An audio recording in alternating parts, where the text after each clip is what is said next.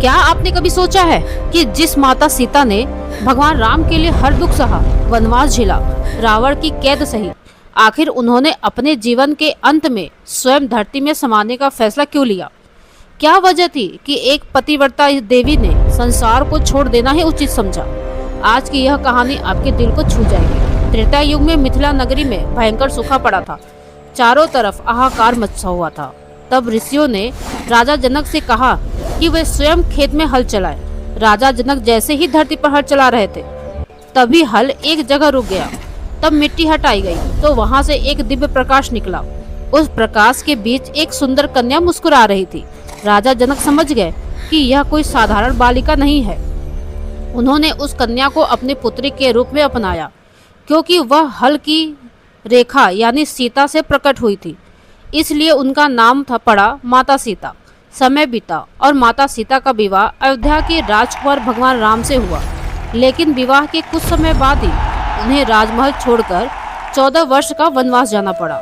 One में रहते हुए एक दिन रावण छल से माता सीता का हरण करके उन्हें लंका ले गया।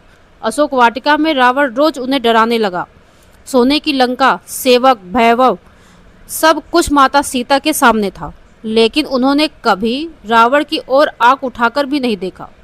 कहा जाता है कि माता सीता अपने और रावण के बीच एक छोटा सा घास का तिनका रख लेती थी, मानो वह कह रही हैं, हे रावण, मेरे लिए तेरी औकात इस तिनके से भी छोटी है।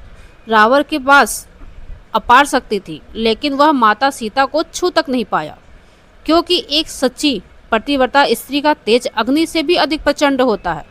फिर वह समय आया जब भगवान राम ने रावण का वध किया और माता सीता को वापस अयोध्या ले आए। लेकिन समाज के कुछ लोगों ने माता सीता की पतिव्रता पर प्रश्न उठाना शुरू कर दिया। राजा होने के कारण भगवान राम ने अपने दिल पर पत्थर रखकर माता सीता को वन भेज दिया। उस समय माता सीता गर्भवती थी। जंगल में उन्होंने महर्षि वाल्मीकि के आश्रम में 2 पुत्र लव और कुश को जन्म दिया। सालों बाद जब लव कुश ने भगवान राम के दरबार में पूरी रामायण सुनाई, तब सबको पता चला कि वे स्वयं भगवान राम के पुत्र हैं। भगवान राम ने माता सीता को वापस बुलाया ताकि पूरी प्रजा के सामने उनकी पवित्रता सिद्ध हो सके। लेकिन इस बार माता सीता टूट चुकी थी।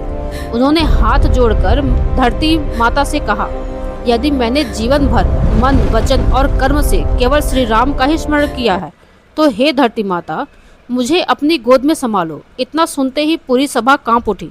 धरती 2 भागों में फट गई। एक दिव्य सिंहासन प्रकट हुआ और स्वयं धरती माता वहां आई।